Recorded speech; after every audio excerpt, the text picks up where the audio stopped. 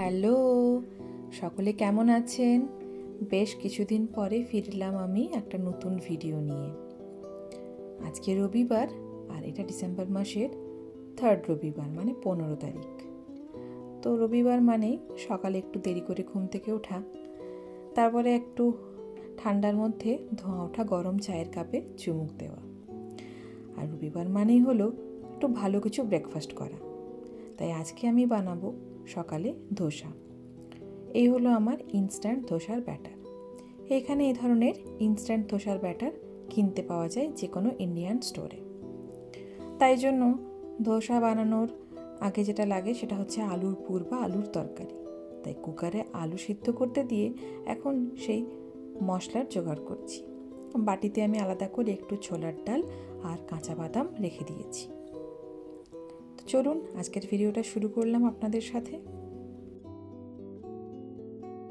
বিদেশে বাড়িতে বসে যদি ধোসা ইডলি খাওয়ার ইচ্ছে হয় তো কখনো কখনো এই ধরনের ইনস্ট্যান্ট ব্যাটারটা কিনে নিয়ে আসি।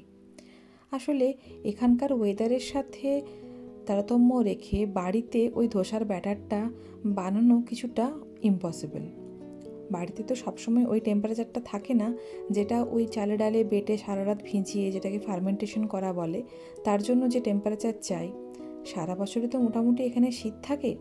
হ্যাঁ, একটা জিনিস করা যায়, সেটা হচ্ছে অনেকেই করেন, আমি দেখেছি বিদেশে, যে প্রিহিটেড ওভেনের মধ্যে ওই চাল ডালের ব্যাটারটা সারা রাত হয়তো রেখে দেন, বা হয়তো একটা সার্টেন টেম্পারেচার মেনটেন করে সে ওভেনে রাখলে সেটা ফার্মেন্টেড হয়ে যায়।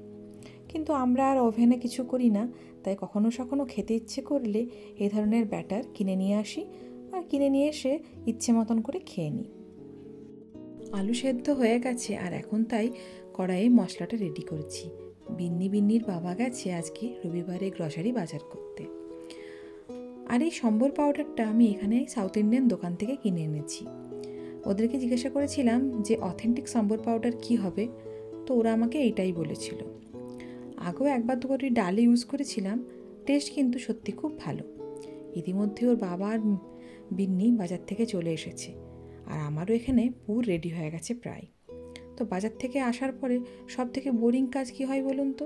ওই বাজারের যে ব্যাগগুলো সেগুলোকে ঢেলে ঠিক ঠিক জায়গাতে জিনিসগুলোকে গুছিয়ে রাখা। পুরো রেডি, ধোসাও একটা একটা করে করছি, আর শুধু একটা একটা করে করছিই না, মানে ওগুলো আর আলাদা করে রাখতে হচ্ছে না, দুজনকে প্লেটে প্লেটে সার্ভ করে দিচ্ছি। সকালের জলখাবার খাওয়া দাওয়া সেরে বিকেলবেলা আমরা বেরিয়ে পড়লাম এখানে ক্রিসমাস লাইট দেখতে। এখন তো ডিসেম্বর মাস চলছে, আর ডিসেম্বর মাস মানে এই বিদেশে ক্রিসমাসের যে কী প্রিপারেশন, মানে অনেকটা ওই লাস্ট মিনিট প্রিপারেশন। ঠিক যেমন আমাদের দেশে দীপাবলি বা দুর্গাপুজোর আগে যে প্রিপারেশন চলে, এইখানেও তাই। ক্রিসমাসটা তো বিদেশিদের জন্য একটা বিরাট ফেস্টিভ্যাল। তো এই স্ট্যাফোর্ড শহরের টাউন সেন্টারের মধ্যে বেশ সুন্দর লাইট দিয়েছে, সেটাই আজকে ভাবলাম আপনাদের সাথেও শেয়ার করব। তাই চলে এলাম এখানে হাঁটতে হাঁটতে স্ট্যাফোর্ড টাউন সেন্টারে। এখন ঘড়িতে প্রায় 5:30টার মতো বাজে, কিন্তু রাস্তাঘাট দেখুন মোটামুটি ফাঁকা, দোকানদানি সব বন্ধ হয়ে গেছে। কতগুলো খাবারের দোকান ছাড়া বাকি যে সমস্ত দোকানপাট সব বন্ধ। এখানে এই এক সমস্যা, মানে 4:30-5টা বাজলে দোকানদানি সব তাড়াতাড়ি বন্ধ হয়ে যায়। তো সন্ধেবেলা যদি বেরোতেও ইচ্ছে হয় বা কোনো প্রয়োজনও থাকে, ওই একটা দুটো সুপার মার্কেট আছে যেগুলো রাত্রি 10টা বা 11টা অবধি খোলা থাকে, বা কোনোটা 12টা, বাদবাকি কোনো দোকান আর খোলা থাকবে না, সব দোকান প্রায় বন্ধ হয়ে যায়। হ্যাঁ, কয়েকটা রেস্টুরেন্ট, খাবারের দোকান সেগুলো খোলা থাকে। আর এই হলো টাউন সেন্টারের মধ্যে। লাইটিংগুলো দেওয়ার জন্য কিন্তু দেখতে ভীষণ সুন্দর লাগছে। তাই আমরা আর হাঁটতে হাঁটতে চলে এলাম। ঠান্ডাটা আজকে তুলনামূলক একটু কম আছে।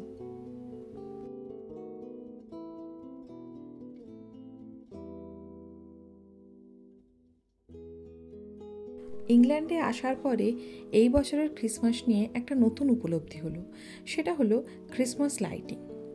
এখানে এটা একটা কনসেপ্ট যেটা ভীষণভাবে প্রচলিত, যে ক্রিসমাসের আগে শহরের মধ্যে একটা বিশেষ দিন ধরে পুরো শহরটার যে লাইটিংটা সেটাকে সুইচ অন করা হবে। আর সেই সুইচ অন করবার দিনে এখানে এত মানুষের ভিড় হয়েছিল, রীতিমতো মেলা লেগে গিয়েছিল।